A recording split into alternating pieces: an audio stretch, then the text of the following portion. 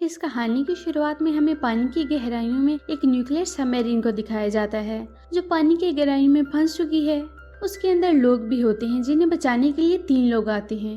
ये तीनों के तीनों रेस्क्यू डाइवर्स हैं, जिनमें से एक का नाम जोनास है। अब ये उसी सबमरीन के अंदर जाकर सभी लोगों को अपनी सबमरीन में शिफ्ट कर लेते हैं और तभी जोनास को एहसास होता है कि उस सबमरीन को बहुत बड़ी क्रिएचर ने डुबोया है, जिसके बारे में अभी तक दुनिया को नहीं पता, और वो महलूक अब उसकी सबमरीन पर भी हमला करने वाला है। वो समझ जाता है कि अगर वो यहाँ से नहीं निकला तो वो महलूक इसकी सबमरीन को भी यहीं डुबो देगा। इसके दोनों साथी उस बड़ी खराब सबमरीन के अंदर होते हैं। उसके पास इतना वक्त नहीं होता कि वो अपने साथियों को ऊपर लाए, क्योंकि अगर उसने ऐसा किया तो उसने जितने लोगों को बचाया है उनके साथ वो खुद भी मारा जाएगा। इसलिए वो अपने 2 साथियों को वहीं छोड़कर निकल जाता है। अगले पल सबमरीन ब्लास्ट हो जाती है, जिससे उसके दोनों साथी मारे जाते हैं। हादसे के 5 साल बाद दिखाया जाता है कि पानी के अंदर सबसे गहरा ट्रेंच बनाया गया है, जहां पर एक रिसर्च सेंटर है ताकि पानी की इतनी गहराई में सर्च की जा सके। और इसे दुनिया के बहुत ही अमीर आदमी ने बनाया है, जिसका नाम है मॉरिस। मॉरिस यहाँ पर डॉक्टर मेंग और उसकी बेटी से मिलता है। डॉक्टर उसे ट्रेंच में ले जाता है। पानी के नीचे उन्हें बहुत सारी मखलूक दिखती हैं। मॉरिस चाहता है कि पानी से नीचे 11,000 मीटर एक टीम जाए ताकि वो देख सके कि नीचे क्या है। दरअसल वहाँ पर उन्हें क्लियर दिख रही होती है, जिसके बारे में उनका अंदाजा होता है कि शायद ये समंदर का आखिर हो। और अब समंदर से 3 लोग, जिसमें से एक डाइवर, दूसरी साइंटिस्ट और तीसरी जोनास की बीवी होती है, सबमरीन से नीचे की तरफ बढ़ते चले जाते हैं। उनके पास एक एडवांस रोबोट भी होता है जो पानी के अंदर रहने वाली मखलूक के बारे में उन्हें बताएगा। ये भी और भी नीचे जाते हैं तो सबको पता चलता है कि जिस चीज समंदर का आखिर समझ रहे हैं वो आखिरी कोना नहीं है, बल्कि थर्मोक्लिन हाइड्रोजन सल्फेट की एक लेयर है। और जैसे जैसे ये नीचे पहुंचते हैं तो ऊपर से उनका कनेक्शन पूरी तरह से खत्म हो जाता है। और साथ ही सबमरीन की जो डाइवर होती है वो कहती है कि पानी में जो कुछ है, आज से 5 साल पहले जोनास ने जो कुछ कहा था वो सच है। और अब जब उनका कनेक्शन पूरी तरह से टूट चुका है, ऊपर बैठे लोगों को समझ आ जाती है कि इन तीनों की जान खतरे में है। वो डिसाइड करते हैं कि वो एक रेस्क्यू टीम को नीचे भेजेंगे। यहाँ पर जो डॉक्टर होते हैं वो कहते हैं कि नीचे किसी को नहीं भेजा जा सकता, आज तक इतने नीचे कोई नहीं गया, सिवाय एक आदमी के जिसका नाम जोनास है। वो 5 साल पहले इतने नीचे गया था। इसके बाद वो जोनास के पास जाते हैं, मगर जोनास उनकी मदद करने से मना कर देता है।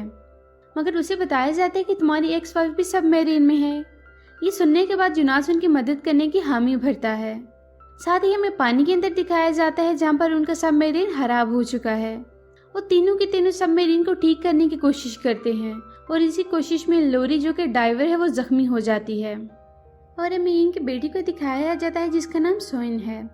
मेयंग उसकी बेटी है और वो इस पूरे प्रोजेक्ट के हेड हैं। और अब सोइन चाहती है कि वो नीचे जाकर उनकी मदद करे। वो अपनी बेटी के साथ यहाँ आई होती है। वो अपनी बेटी को कहती है कि मैं जल्द ही लौट आऊंगी और अपनी सबमरीन से नीचे पहुंच जाती है। अब जोनास भी यहाँ पर पहुंच चुका है। जोनास ने 5 साल पहले जिन लोगों की मदद की थी, जान बचाई थी, उसे उसके लिए क्रेडिट नहीं दिया गया, बल्कि उस पर इल्जाम लगाए थे कि उसने इन दोनों साथियों को वहाँ पर मरने के लिए छोड़ दिया। और में एक मिस सोइन भी होती है जो उस पर इल्जाम लगाती है। और अब जोनास की इनको जरूरत है, इसलिए जोनास अपने साथियों के साथ सबमरीन से नीचे पहुंच जाता है। वहाँ पर वो देखता है कि सोइन की सबमरीन को एक बहुत बड़ी मखलूक ने पकड़ लिया है। इसलिए जोनास अपनी सबमरीन की सारी लाइट्स ऑन कर देता है ताकि इस मखलूक का ध्यान उसकी तरफ हो जाए। हालांकि सोइन वापस नहीं जाना चाहती, लेकिन उसे बताया जाता है कि जोनास यहाँ पर सब कुछ संभाल लेगा। सोइन यहाँ पर अपनी सबमरीन से ऊपर चली जाती है और अब जोनास अपनी सबमरीन को उस दूसरी सबमरीन के साथ जोड़ता है, जिसमें उसकी एक्स वाइफ और 2 लोग और फंसे हैं। जोनास की एक्स वाइफ और दूसरी डाइवर ऊपर चली जाती हैं, लेकिन उनके साथ जो साइंटिस्ट होता है उसे पता चल जाता है कि वो बड़ी मखलूक उनकी तरफ ही आ रही है। इसलिए वो अपनी सबमरीन का दरवाजा बंद कर लेता है और अपने आप को अंदर कैद कर लेता है। वो सबमरीन की सारी लाइट्स ऑन कर देता है, जिससे वो मखलूक उसकी तरफ आने शुरू हो जाती है।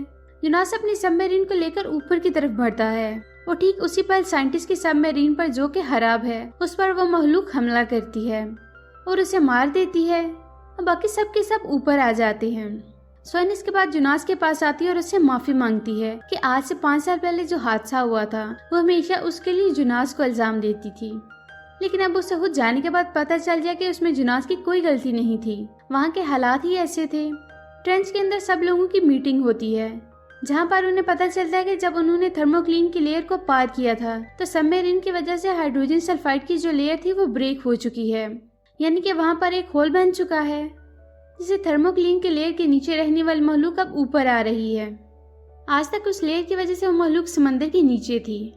अब जब वो ये बात कर ही रहे होते हैं तब इस ट्रेंच में झटके महसूस होते हैं, जिससे वो समझ जाते हैं कि मखलूक ऊपर आ चुकी है।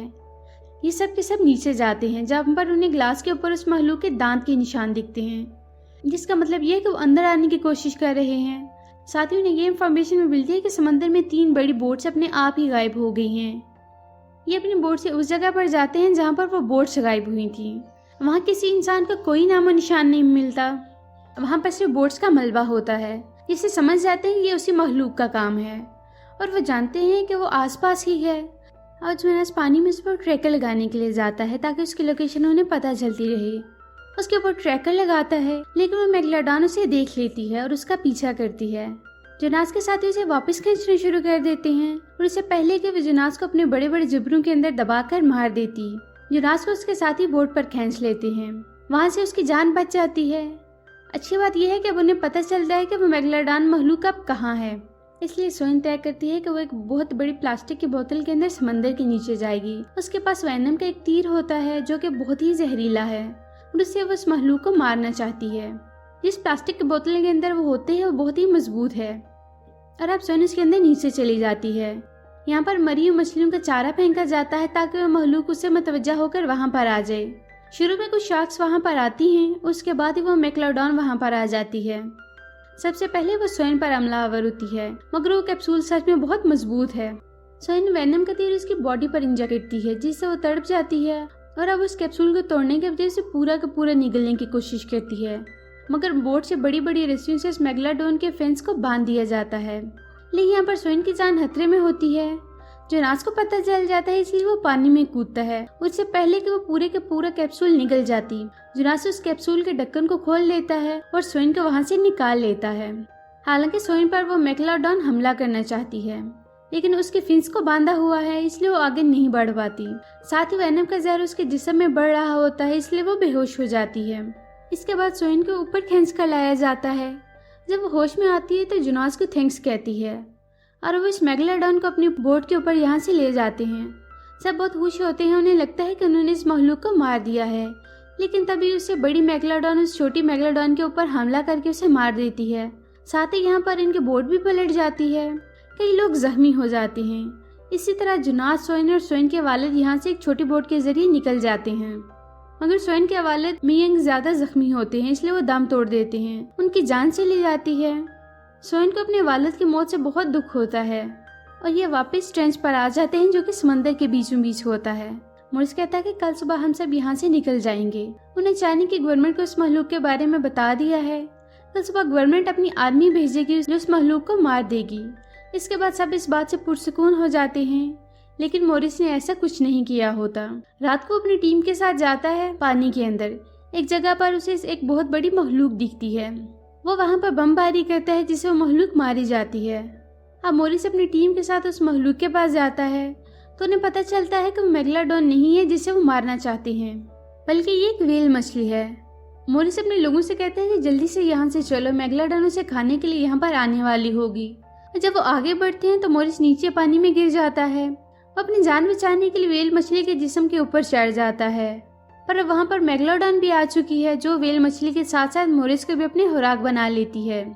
वहीं ट्रेंच के अंदर सभी को पता चलता रहता है कि मोरिस ने चाइना के गवर्नमेंट को कुछ नहीं बताया, यानी कि उन्हें यहाँ पर रेस्क्यू करने के लिए कोई नहीं आने वाला। साथ ही उन्हें इस बात की भी फिक्र होती है कि जल्द ही वो मेगलाडॉन कई जहाजों और लोगों को अपनी खुराक बना लेगी। उन्हें किसी भी कीमत पर उसका खात्मा करना होगा। उन्हें पता चल जाता है कि वो बहुत बड़ी मखलूक अब एक बीच पर जा रही है, जहाँ पर एंजॉय करने के लिए कई लोग इकट्ठा होते हैं।